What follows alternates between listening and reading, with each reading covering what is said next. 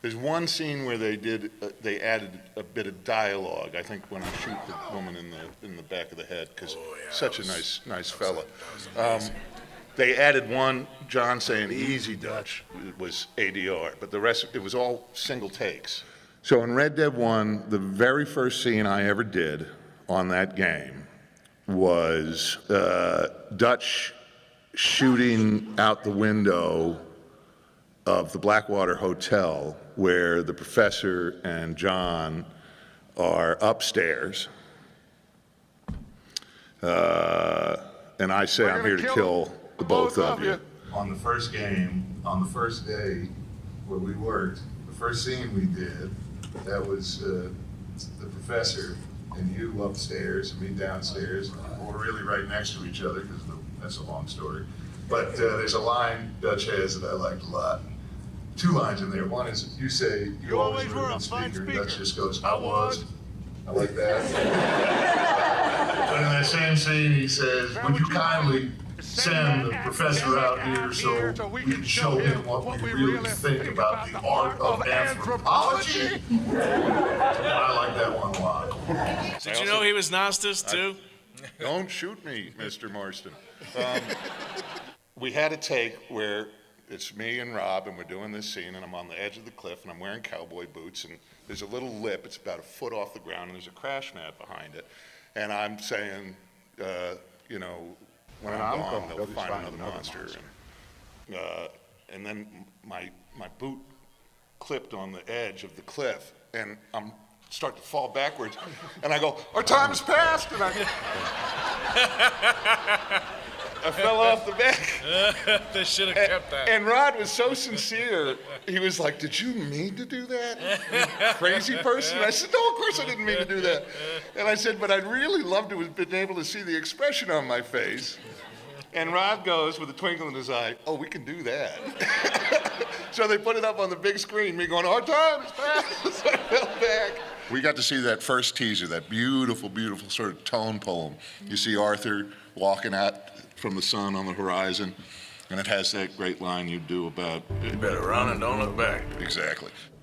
Curzon Dobell comes through with his lantern, which is chicken wire with a wooden handle, but he's walking through, he's got his gun drawn, and then he has everybody come in, and then we all sort of march up a little bit of stairs, and we walk in there, we bring in Davy's corpse, and Miss Grimshaw's there, and it's the first scene. It's I need you to stay strong, stay with me. We gotta whatever. You know, Dutch's first kind of proof that he's a leader. I'll tell you, I knew that was a good day because after we shot that scene, Jim Santangelo says, I'd follow you. I was like, yes, all right. I got Pearson on my side. The scene turned into the scene when Dutch first meets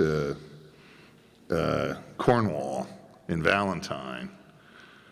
Mr. Vanderlyn, you don't know me, but you keep robbing me. I'm fond of the Bronte stuff, and Rob says, what part of your philosophy covers feeding a man to a goddamn alligator, Dutch? And I think I said the part that covers weakness, that part, it was us or him. The way I see it, might as well be him. And then the death roll, the alligator. Just, oh, he got it good. Yeah. I have a plan. Were there any decisions that you saw you depicted your character do that you either admired or kind of disdained? Well, when Arthur is on the cliff with Micah and I step on his hand, there was a raked stage, I guess you could call it, that I had to walk up and away. And Pete, so he didn't quite die in front of me, he's still wheezing and coughing. Peter Blomquist is screaming at me, that's Micah to come with him. come on. And Dutch, in the moment, is realizing his failure. And I turned my back on both of them, and I walked up this rake And I stood there as the scene continued to play out without me, and I just cried my eyes out. And I think 3 or 4 takes. And I even told Rod, you might be able to use some of that. I don't think he used it, but it was really hard. And that happened chronologically, not quite at the end of our process, but we had been working together for so long. Yeah, it was about 4 years in. At least 4 years in. And Peter, Roger, and I, for a large section of our work, were kind of a unit, the 3 of us. And so that was, in terms of your question about how do you find the emotion for that, this was, in many ways, the bulk of our lives for 5 years. And we were only in it together. So even now, just talking about it, it doesn't take much for my heart to break thinking about how our story ended. Thank you. Thank you.